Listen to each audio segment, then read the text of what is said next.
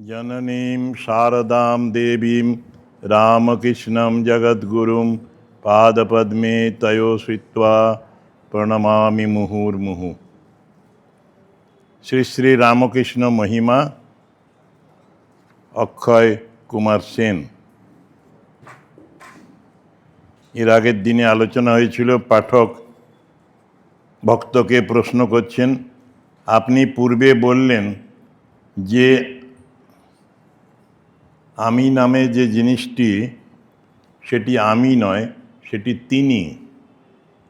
আবার এ আমিকেই বজ্জাত আমি বলছেন, তাহলে তিনি বজ্জাত হলেন কি করে?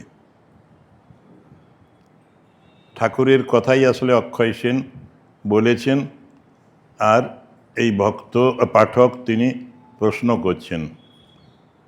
ভক্ত অর্থাৎ অক্ষয় সেন বলছেন, মায়ার ভয়ঙ্কর খেলা। যতদিন না ঈশ্বর লাভ হয় ততদিন পাপ পুণ্য, ভালো মন্দ, সৎ অসৎ এইসব দ্বন্দ্বভাব থাকে। ঈশ্বর লাভ হলে সব দ্বন্দ্বের অতীত হয়ে যায় মানুষ, কিন্তু ঈশ্বর লাভ না হলে ভালো মন্দ, সৎ অসৎ, পাপ পুণ্য এইরকম দ্বন্দ্ব, মানে বৈপরীত্য এবং একটি নয় দুটি জিনিস থাকে। আর ঈশ্বর লাভ হলে মন্দ কি বজ্জাত বলবার কিছু থাকে না। বজ্জাত আমি কতদিন থাকে জানো?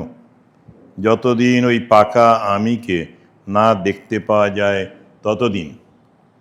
পাকা আমিটাই আসলে তিনি, ঈশ্বর। যতদিন তাকে দেখতে না পাওয়া যায় ততদিন আমরাও বজ্জাতি করি, আর সেই জন্যই আমাদের বলে বজ্জাত আমি। ভুল করে, পাপ করে, অসৎ চিন্তা করে, সে হচ্ছে বজ্জাত আমি। যতদিন ওই পাকা আমিকে না দেখতে পাওয়া যায় ততদিন বজ্জাত আমিটা বাস করে, থাকে। বজ্জাত আমির অবস্থায় মানুষ থাকে। তাকে দেখতে পেলে আর বজ্জাত থাকে না। ঈশ্বর যে দেখেছে, ঈশ্বরকে দেখেছে, তার দ্বারা ওই বেচালে পা পড়বে না, আর সে বজ্জাত শব্দে অভিহিত হবে না। ঈশ্বরকে দেখার আগে ভুল করে, তখন তিরস্কৃত হয় বজ্জাত বলে। সেই বজ্জাত ভাবটাই চলে যায় ঈশ্বর দর্শন হলে। তাকে দেখতে পেলে আর বজ্জাত থাকে না। বজ্জাত অবস্থায় আমি অহংকারে পূর্ণ থাকে, পরিপূর্ণ থাকে। বজ্জাত অবস্থাতেই আমি করে, আমি সব করেছি, আমি না করলে কিছু হবে না, আমার দ্বারাই এত সব হয়েছে, বাগান টাগান সব দেখছো, সব আমার দ্বারা হয়েছে, আমি করেছি। ঈশ্বরের নামটিই নেয় না। এ অহংকার মায়া। এ অহংকার নষ্ট হলেই ওই আমিটি তুমি হয়ে যায় বা তিনি হয়ে যায়। ওইটি ঠাকুর অন্যভাবে বলেছেন, না হম তুহু তুহু। এই অহংকার নষ্ট হলেই আমিটি তুমি হয়। আমি যখন তুমি হয় তখন আর মায়া অহংকার থাকে না, মানে মায়াকৃত অহংকার। মায়ার দ্বারা যে অহংকারে আমরা ভুগি, নিজেকে দেখতে না পেয়ে, ওই তাকে না দেখতে পেয়ে, তুমিকে না দেখতে পেয়ে আমাকে দেখি, কাঁচা আমিটাকে, তখনই অহংকার হয়। সেই মায়া অহংকার আর থাকে না যখন তুমি হয়, আমি যখন তুমি হয়ে যায়।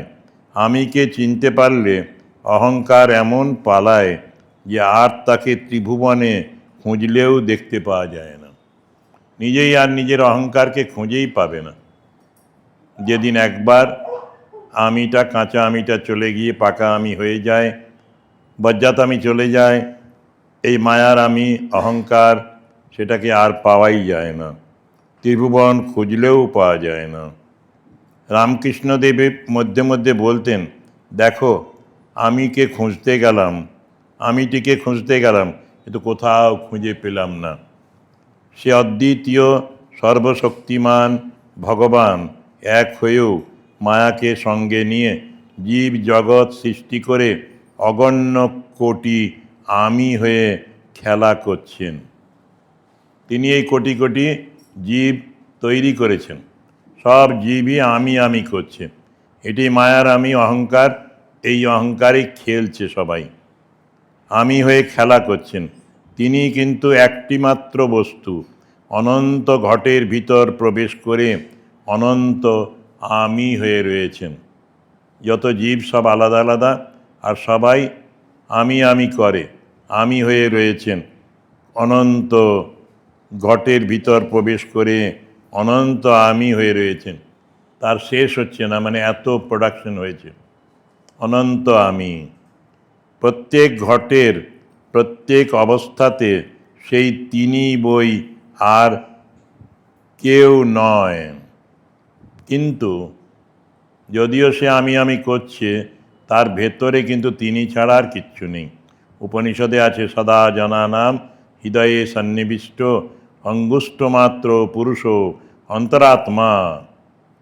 সেই হৃদয় নামক জায়গায়, হৃদয় পদ্মে বুড়ো আঙ্গুল পরিমাণ জায়গায় এই আত্মা অধিষ্ঠান করছেন। সদা জনানাম হৃদয়ে সন্নিবিষ্ট, সব সময়, সব লোকের মধ্যে, সব ব্যক্তির মধ্যে, জীবের মধ্যে এই তিনি বই, আর কেউ নেই।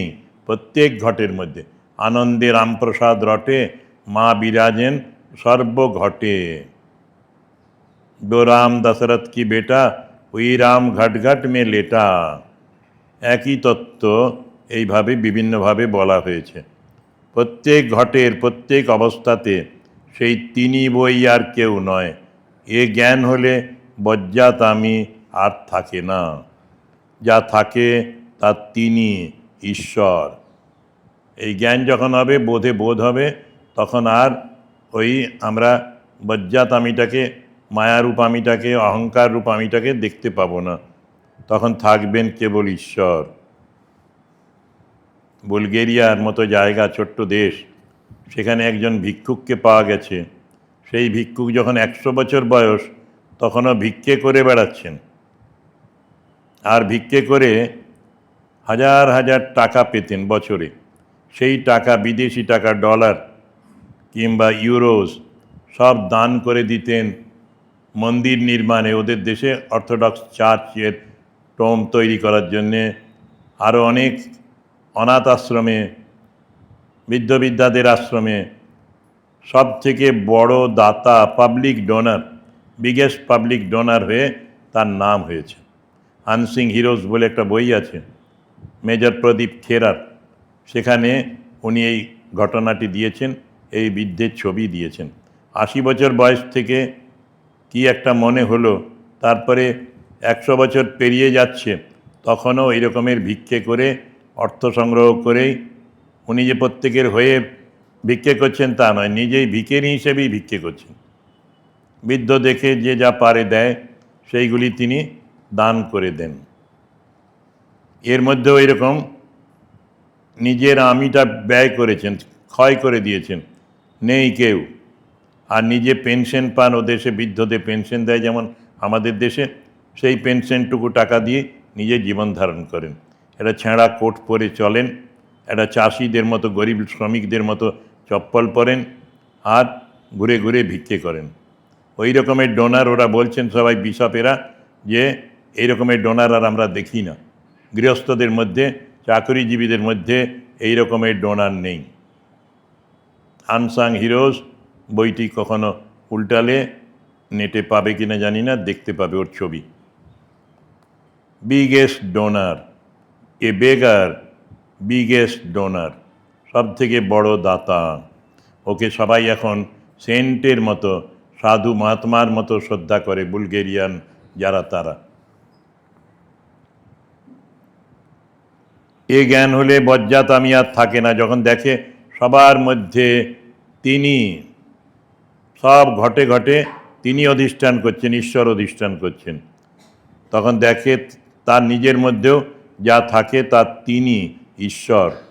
জ্ঞানমার্গীরা আমিকে যখন চিনতে পারেন, তখন তারা সো অহম বলেন।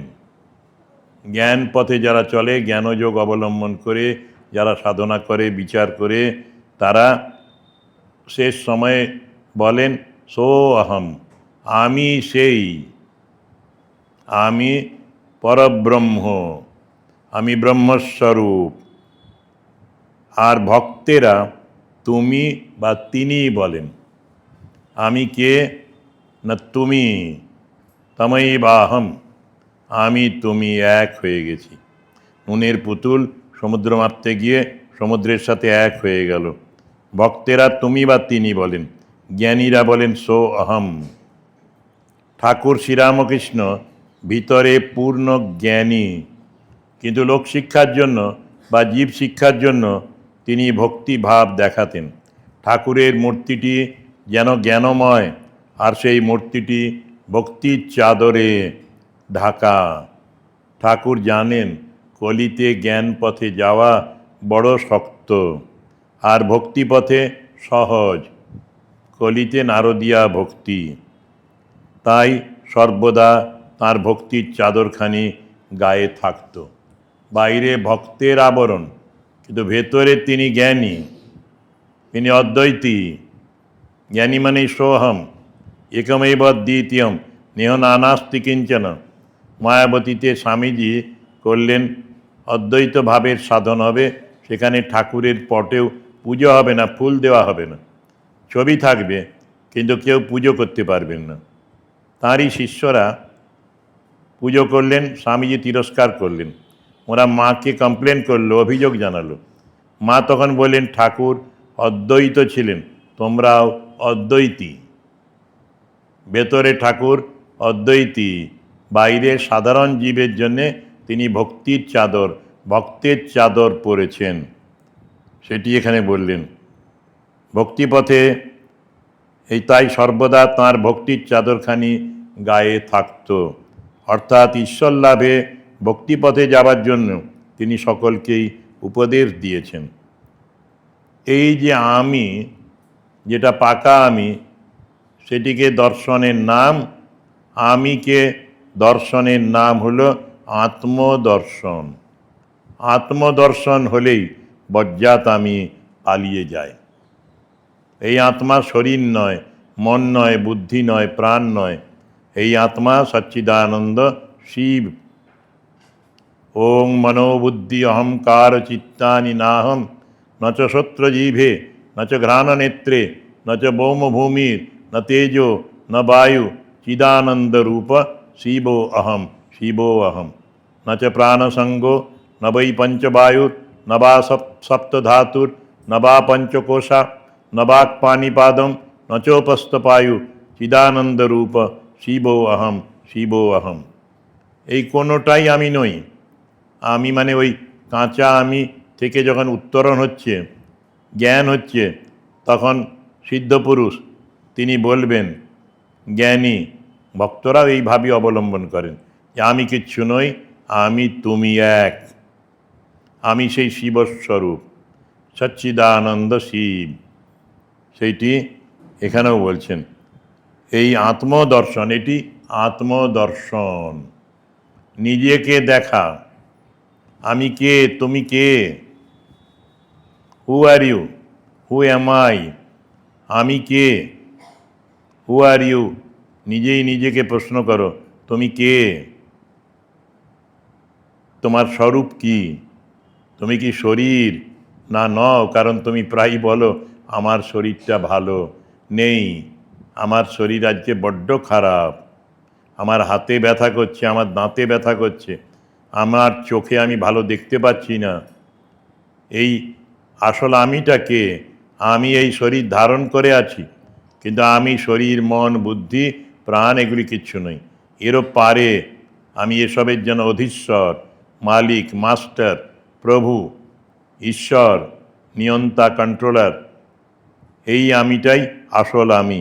এই আমিটি আত্মদর্শন হলে হয়। তখন বজ্জাত আমি, দুর্বল আমি, পাপী আমি চলে যায়। তার দ্বারা বলছিলাম আর কোনো অসৎ কাজ সম্ভব হয় না, সে আর থাকে না। এই বজ্জাত আমিটা আর বাস করতে পারে না। যদি অন্ধকার ঘরে আলো আনা হয় ঠাকুরের কথায়, এক মুহূর্তের মধ্যে ঘরটি আলোকিত হয়ে যায়, অন্ধকার অপসারিত হয়, অন্ধকার চলে যায়, বজ্জাত আমি অন্ধকারের মতো, বজ্জাত আমি যেটি। এই আমার জ্ঞান হলো যখন আত্মদর্শন, তখন আমি আলো নিয়ে এলাম, বিশাল একটা আলো। সমস্ত অন্ধকার, জন্ম জন্মান্তরের সংস্কার, দুর্বলতা, কাপুরুষতা সব চলে যায়। বজ্জাত আমি যেগুলি লক্ষণ সব পলায়ন করে। জ্ঞান লাভ করার পরে আগে যেমন বলেছেন উনি, আর এই আমিকে খুঁজে পাওয়া যায় না। পূর্ণ জ্ঞান হলেই আত্মদর্শন হয়, এটি পূর্ণ জ্ঞান বা আত্মদর্শনে পূর্ণ জ্ঞান হয়। ভাইস ভার্সা, একটা হলে আরেকটা হবে। আত্মদর্শন হলে পূর্ণ জ্ঞান হবে, পূর্ণ জ্ঞান হলেও আত্মদর্শন হবে। পূর্ণ জ্ঞানে আমিটা কীরূপ থাকে না জানো? যেমন যতক্ষণ না ঠিক দুপুরবেলা হয়, অর্থাৎ সূর্য ঠিক মাথার উপরে না উঠে, ততক্ষণ বস্তুর একটা ছায়া থাকে। আমরা নিজেরাই ছায়ার সাথে হাঁটি, কিন্তু 12টা যখন বাজে, মোটামুটি একবারে মধ্যাহ্ন হয়ে যায়, তখন দেখা যায় ছায়া আর নেই, ছায়াটা মিলে এক হয়ে গেছে। আর সূর্য মাথার উপর উঠলেই চারদিকে তাকালে ওই ছায়াটা দেখতে পাওয়া যায় না। ঠিক তেমনি জ্ঞান সূর্য পূর্ণভাবে বিকশিত হবা মাত্র ওই বজ্জাত আমিটাকে আর দেখতে পাওয়া যায় না। সূর্যটা একটু কোনাকুনি থাকে বলেই ছায়া পড়ে। সূর্য যেই মাথার উপরে আসে আর ছায়া পড়ার কোনো অবকাশ নেই। এটা আলো নিয়ে ছোট একটা বস্তুর উপরে যদি রাখা হয় মাঝে, তখন বোঝা যায় যে ওর ছায়া পড়ছে না। আলোটাকে একটু পাশে নিয়ে নাও সাইডে, তখন দেখবে ওই বস্তুটার ছায়া পড়ছে। তেমনি নিজেরাও বুঝতে পারি আমরা পথ চলতে চলতে। ফাঁকা জায়গায় যদি হাঁটি, মাথার উপরে সূর্যটা তখনও সোজা হয়নি আমার মাথার, ততক্ষণ ছায়া থাকবে। ছায়া শেষ হয়ে যাবে যখন একবারেই মাঝ দুপুরটা গড়াবে। ঠিক তেমনি জ্ঞান সূর্য পূর্ণভাবে বিকশিত হওয়া মাত্র ওই বজ্জাত আমিটাকে আর দেখতে পাওয়া যায় না। তখন বেশ বুঝতে পারা যায় এতদিন ছায়ার মতো ওই বজ্জাত আমিটা ছিল। ছায়া মাত্রই, ছায়া হলেও অলীক। ছায়া কিন্তু রিয়েল নয়, অলীক, বাস্তব নয়। ওটা ছায়াতে কিছুই নেই। সুতরাং আমিটাও তদ্রূপ অলীক। ওই যে কাঁচা আমি যেটা ছিল, এটাকে সাধারণ মানুষ আমি আমি বলে, জ্ঞানী নয়। অজ্ঞানীরা যে আমি বলে, সেই আমিটাও অলীক, সেটা নিত্য নয়। সেটাও ওই মাঝ গগনে যদি সূর্য ওঠে, যদি তোমার ঈশ্বর দর্শন হয়, তখন আর ওই ছায়াটা, ওই অলীক বস্তুটা থাকবে না। এতদিন ওই ছায়ার মতো বজ্জাত আমি ছিল, তখন বেশ বুঝতে পারা যায় ছায়া মাত্রই ছায়া হয়েও অলীক। সুতরাং আমিটাও তদ্রূপ অলীক। অজ্ঞানে আমি ছায়াভাবে থাকে, ছায়ার মতো থাকে, অলীকভাবে থাকে। ছায়াকে আসলে ধরা যায় না, সেই অলীক ওই রকমই বস্তু। পূর্ণজ্ঞানে ছায়া অর্থাৎ বজ্জাত আমি চলে যায়। তবে থাকেন কে? ছায়া যাকে ধরেছিল তিনিই কেবল থাকেন। ওই মানুষের ছায়াটা মানুষ নয়। যেই মাথার উপরে সূর্য উঠল, ছায়া নেই, ছায়া কোথায় গেল? মানুষটার সাথেই মিশে গেল, সেই মানুষটাই হয়ে গেল। যার ছায়া তিনি হয়ে গেলেন তাই। পূর্ণজ্ঞানে ছায়া অর্থাৎ বজ্জাত আমি চলে যায়। তবে থাকেন কে? ছায়া যাকে ধরেছিল তিনিই কেবল থাকেন। এ দর্শন অনবরত থাকে না, এই বোধ, এই অনুভূতি সবসময় থাকে না। সংসারের কাজে নামলেই আবার আমিটা এসে পড়ে, তবে এখন আর তার কেরামত থাকে না। একবার জ্ঞান লাভ করলে সংসারী হয়ে কাজকর্ম করতে গিয়ে কিছুটা আমি ভাব চলে আসে, কিন্তু তার কেরামতি, তার দ্বারা কষ্ট পাওয়া, সেটা হয় না, বেশি দূর যায় না। একটু আমার চিন্তা করলেই, স্বার্থ চিন্তা করলেই তক্ষণি আবার ধিক্কার হয় নিজের ওপরে। আমি তো আত্মা, আমি তো তিনি, আমি করছি না তিনি করছেন। আমি যাটুকু করছি সব তাঁরই শক্তিতে করি। তিনি না থাকলে আমার এক মুহূর্তও সাধ্য নেই, গাছের পাতাটিও নড়ে না তাঁর ইচ্ছে ছাড়া। এক রাজাকে এক মুসলমান ফকির একদিন খুব স্তুতি করলেন, जिसको না দে খোদা তালা উসকো দে আসাফুদ্দুল্লাহ। যাকে খোদা তালা কিছু দেয়নি তাকে আসাফুদ্দুল্লাহ বড়লোক করে দেবেন। আসাফুদ্দুল্লাহ বলেন, কাল সকালে এসো, 10টার সময় রাজকোষ খোলা হবে, তোমাকে আমি তৃপ্ত করে দেব, যা চাও সব পাবে, অনেক পাবে। সে এলো। রাজা কিন্তু খোলা কিছু দিলেন না, রাজা ওকে একটা বড় কালো তরমুজ দিলেন। তরমুজটা পেয়ে সে আগে গজগজ করতে লাগলো, ভেতরে রাজাকে বলছে না, এটা আবার কি, শুধু তো জল, ইংরেজিতে বলি ওয়াটারমেলন, এটা আমাকে দিলেন। নিয়ে গিয়ে ছোলাওয়ালাকে দিয়ে দিল বিক্রি করে, তরমুজের মাপে তরমুজের মূল্যের আমাকে ছোলা ভাজা দাও। উনি ছোলা ভাজা খুব ভালোবাসতেন, মুসলমান ফকির। ছোলা ভাজা নিয়ে চলে গেলেন। রাগ রয়ে গেল রাজার উপরে, আসাফুদ্দুল্লাহর উপরে। 7 দিন পরে ওকে ডেকে পাঠালেন, বলেন, ফকির সাহেব খেয়ে দেখেছো, মিষ্টি ছিল? মাথা নিচু করে আছে, খাইনি তো। তারপরে বলে, করেছো কি? ওটার ভেতরে অনেক মূল্যবান রত্ন আমি রেখে দিয়েছিলাম, ওটা কেটে একটা সাইডে ভেতরে ঢুকিয়ে দিয়েছিলাম। একটা দামই, একটা মোহরের দাম 1 লক্ষ টাকার বেশি। তুমি ঠকে গেলে, ছোলা ভাজা বড় লোক হয়ে গেল যে ছোলা ভাজা বিক্রেতা। দেখো, দোকান বন্ধ করে দিয়েছে, অন্য বড় ব্যবসা করবে। আজ থেকে তুমি বলবে, जिसको না দে খোদা তালা উসকো না দে শেখে আসাফুদ্দুল্লাহ। যাকে ঈশ্বর দেয়নি তাকে ওই আসাফুদ্দুল্লাহও দিতে পারবে না, তার বাবাও দিতে পারবে না, দাদুও দিতে পারবে না, কেউ দিতে পারবে না। আসাফুদ্দুল্লাহরও জ্ঞান হয়েছিল, আমি এতদিন যে আমি করতাম, আমি বড় দাতা, আসলে আমি দাতা নই, আমার মাধ্যমে ঈশ্বরই দেন, আমি যা পেয়েছি তা ঈশ্বরেরই দান। জনক রাজা গুরু খুঁজছিলেন, অষ্টাবক্র এলেন। আগের ঘটনাটা বাদ দিচ্ছি। তিনি বললেন, আমাকে এক কথায় জ্ঞান দিন। বলে, আগে আমাকে দক্ষিণা দাও, দক্ষিণা দিলে জ্ঞান হলে তো তুমি আর আমায় দক্ষিণা দেবে না, দক্ষিণা না দিলে। আগে দক্ষিণা দাও, কি দেব বলুন আপনি, আপনার যা আছে তার থেকে আমাকে কিছু দিন, যা ইচ্ছে হবে। জনক রাজা তখন নিজে সমীক্ষা করতে শুরু করলেন, আমার কি আছে? এই ধন সম্পদ রাজ্য এগুলি আমার তো নয়, এগুলি ঈশ্বরের। ঈশ্বরই আমাকে দিয়েছেন, আমি রাজ্য পালন করছি, পরিচালনা করছি। উনি বললেন, আমার জ্ঞান হয়ে গেছে। এক কথায় যিনি জ্ঞান দিতে পারবেন তিনি আমার গুরু হবেন। সেদিন থেকে অষ্টাবক্র ওর গুরু হয়েছিলেন।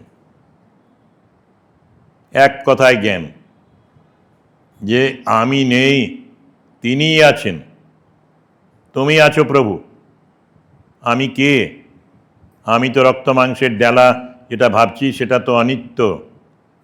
আসলে তো তুমি আমার ভেতরে আছো, আত্মা রূপে তুমি আছো। এই আত্মা অজর অমর, আত্মা অনেক মূল্যবান। একটা ছোট গল্প শুনলাম সেদিন, আমার একজন বলল, ঘনিষ্ঠ বলল, একটা মেয়ে একটা কোটিপতি ছেলেকে বিয়ে করতে চায়। তখনকার দিনে কোটিপতি খুব কঠিন, খুব কম। কোটিপতি আবার এই গরিবের মেয়েকে বিয়েই বা করবে কেন? তখন পাত্র যিনি সন্ধান করছিলেন তিনি একদিন ছেলেটিকে বলছেন, তোমাকে যদি 10 লাখ টাকা দিয়ে একটা হাত আমাকে দেবে কেটে? বলছে, না, কিছুতেই দিতে পারবো না। কান একটা কেটে দেবে 20 লাখ টাকা দিলে? না। এরকম করে মূল্যায়ন করলো, সব অঙ্গগুলো মিলে দেখলো 1 কোটিরও বেশি। তখন বলল, তোমার সাথে একটা ছেলের বিয়ের ব্যবস্থা করছি, যার মূল্য, যার সম্পত্তি আছে কোটি টাকার বেশি, সে আসলে কোটিপতি। মানুষের মূল্য অনেক, অমূল্য। মানুষের মূল্য নেই, মূল্য অনেক অনেক অনেক। স্বামী বিবেকানন্দ বলতেন, মনুষ্য দেহ হচ্ছে মন্দির, মন্দিরের মধ্যে তাজমহল শ্রেষ্ঠ মন্দির, সব থেকে বড়, সব থেকে মূল্যবান মন্দির, সৌধ মানুষের শরীর। আসলে মানুষের ভেতরে যতক্ষণ আত্মা আছে ততক্ষণই মানুষটার মূল্য। একেই সোহম বা তুমি বলে, জ্ঞানীরা বলে সোহম, ভক্তরা বলে তুমি, আমি নই, তুমি, তুমি। কাজে নামলেই আবার আমি এসে পড়ে, তবে এখন আর তার কেরামতি থাকে না। এই আত্মদর্শন হলেই দেখতে পাওয়া যায় সেই এক ভগবান লীলায় সৃষ্টিতে অনন্ত হয়ে রয়েছেন। এই আত্মদর্শন হলে দেখে তিনি বিভু, তিনি সর্ববস্তুতে রয়েছেন। সর্বভূতস্তম আত্মানম সর্বভূতানি চাত্মনি ইক্ষতে যোগযুক্তাত্মা সর্বত্র সমদর্শন। সবার ভেতরে সেই এক আত্মা, আত্মার ভেতরেই সবাই সকল। যিনি এই আত্মদর্শন করেন তিনি সমদর্শী, সব জায়গায় এক আত্মাকেই দেখেন। তিনি লীলায় সৃষ্টিতে অনন্ত হয়ে রয়েছেন, তিনি সব কিছু হয়েছেন। ঠাকুর বলেন, আগে চোখ বুজে ধ্যান করতাম, তারপরে ভাবলাম শুধু এইরকম করলে, অর্থাৎ চোখ বন্ধ করলে তিনি আছেন, আর এরকম করলে চোখ খুললে তিনি নেই। চোখ খুলে ধ্যান করতে গিয়ে দেখি তিনি সব কিছু হয়েছেন। মানুষ, জীবজন্তু, গাছপালা, পাহাড় পর্বত সব তিনি, তিনি ছাড়া আর কিচ্ছু নেই। সেটি বললেন এই আত্মদর্শন হলেই দেখতে পাওয়া যায় সেই এক ভগবান লীলায় সৃষ্টিতে অনন্ত হয়ে রয়েছেন। এ দর্শনের নাম বিরাট রূপ দর্শন। তিনি সব কিছু হয়েছেন, যেদিকে চোখ যায় সেদিকে তিনি, তিনি ছাড়া কিচ্ছু নেই। যত্র যত্র নেত্র পড়ে তত্র তত্র কৃষ্ণ স্ফুরে। এটি ব্রহ্মবৃক্ষের মতো এটি বৃক্ষ, সেই বৃক্ষের তলা দিয়ে অর্জুন আর কৃষ্ণ যাচ্ছিলেন। অর্জুনকে কৃষ্ণ বললেন, সখা একটু ওপরের দিকে চেয়ে দেখো, কি দেখছো? উনি দেখলেন থলো থলো জাম ফলে রয়েছে, কালো জাম। তারপরে আবার তাকে দিব্য দৃষ্টি দিলেন, স্পর্শ করলেন। তারপরে বললেন, দেখো এবারে কি দেখছো? তখন বলছে, দেখছি থলো থলো কৃষ্ণ ফলে রয়েছে। যেদিকে তাকাচ্ছি গাছটার, সেখানেই তুমি আছো, আর কেউ নেই। যখন আত্মদর্শন হয় তখন এইরকম হয়। আমাদের মায়ের সন্তান অশেষানন্দজি আমেরিকায় থাকতেন, পোর্টল্যান্ডে। উনিও বিশ্বনাথ মহারাজ আমাদের সারদাপীঠ থেকে গিয়েছিলেন, ওনার অ্যাসিস্ট্যান্ট। ওকে বলেছিলেন, বিশ্বনাথ দেখো আমি যেদিকে চাইছি সেদিকেই তিনি। জানলা দিয়ে ওই গাছটা দেখছি, ফুলটা দেখছি, আমার সামনেই এটি পাখি বসেছে, সব কিছুর মধ্যে দেখছি ঠাকুর রয়েছেন। ঠাকুর ছাড়া আর আমি কিচ্ছু দেখতে পাই না, সবের মধ্যে ঠাকুর। এটি আত্মদর্শন হয়ে বোঝা যায় সেই এক ভগবান লীলায় সৃষ্টিতে অনন্ত রূপে রয়েছেন, অনন্ত হয়ে রয়েছেন। এ দর্শনের নাম বিরাট রূপ দর্শন। তুমি তার বিরাট রূপ, তিনি হয়েছেন বিরাট। তিনি সরাট শিশুরূপে আছেন, তিনি আবার বিরাট বিশ্বরূপে আছেন। যে রামকৃষ্ণদেবকে 14 পা দেখেছি, সেই তাঁকেই এখন পৃথিবীতে প্রত্যেক বস্তুতে দেখতে পাচ্ছি। ভক্ত অক্ষয় সেন তাঁর এই অনুভূতিটা বলেছেন। যাকে আমি 14 পোয়া দেখেছি, মানে 3.5 হাত, 1 হাত মানে 4 পোয়া, 4 4 4 16, সেটাতে 1 হাত, আর 3.5 হাত মানে 14 পোয়া। সেই 14 পোয়া দেখেছি, সেই তাঁকেই এখন পৃথিবীতে প্রত্যেক বস্তুতে দেখতে পাচ্ছি। এইটি আসলে আত্মদর্শন। এ জগৎ রামকৃষ্ণময়। রামকৃষ্ণ 14 পোয়াও বটেন, আবার এ বিরাট রূপীও বটেন। তিনি কি রামকৃষ্ণ রূপে আসেননি? নিশ্চয়ই এসেছিলেন 14 পোয়ার মধ্যে। শ্যামা মা কি এক কল করেছে, 14 পোয়া কলের ভেতর কত রঙ্গ দেখাতেছে। এই 14 পোয়া, তিনি 14 পোয়া বটেন, আবার এ বিরাট রূপীও বটেন। পৌত্তলিকতাকে যারা দোষারোপ করেন, পৌত্তলিকতাকে, পুতুল পূজাকে যারা ভ্রান্ত বলে ব্যাখ্যা করেন, এ আত্মদর্শন হলেই তাদের অজ্ঞান বেশ দেখতে পাওয়া যায়।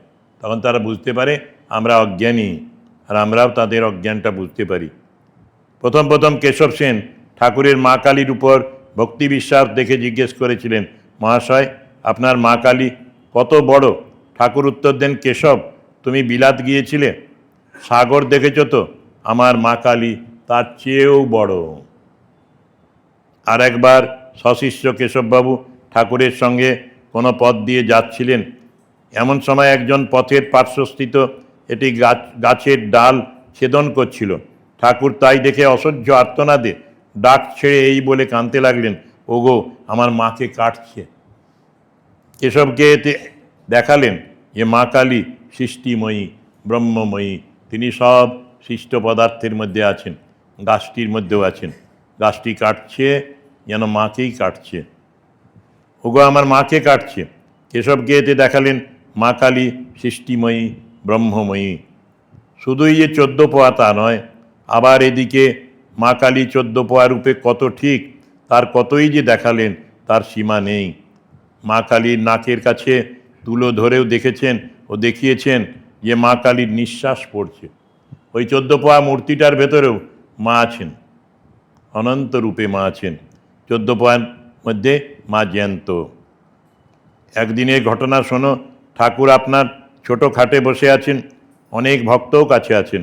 ঠাকুর হঠাৎ পূর্ব দিকের দরজা দিয়ে ছুটে বেরিয়ে একেবারে উঠোনে হাজির। সেখান থেকে মা কালীর গোটা মন্দিরটি দেখতে পাওয়া যায়। ঠাকুর মহা ভয়ে ব্যাকুল প্রাঙ্গণে মন্দিরের নবরত্নের দিকে চূড়ায় ওপরে ঊর্ধ্বদৃষ্টি করে ও হাত তুলে চিৎকার করে বলতে লাগলেন, দেখিস মা, পড়ে যাবি, পড়ে যাবি।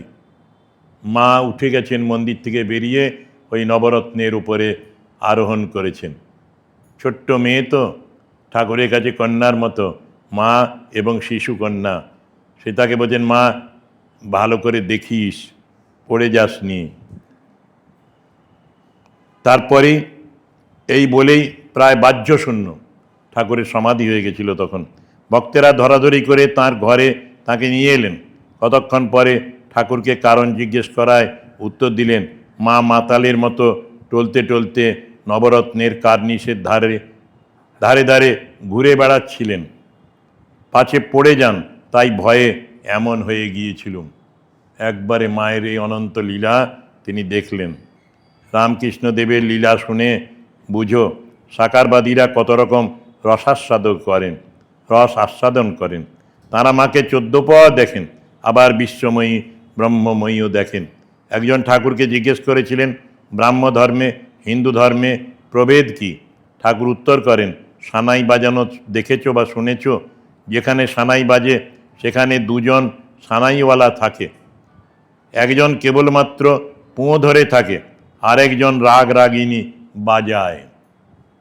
ব্রাহ্মরা পুঁ ধরে থাকে, নিরাকার পুঁ, আর সাকারবাদীরা রাগ রাগিনী বাজায়, নানা রূপে ঈশ্বরকে আস্বাদন করে।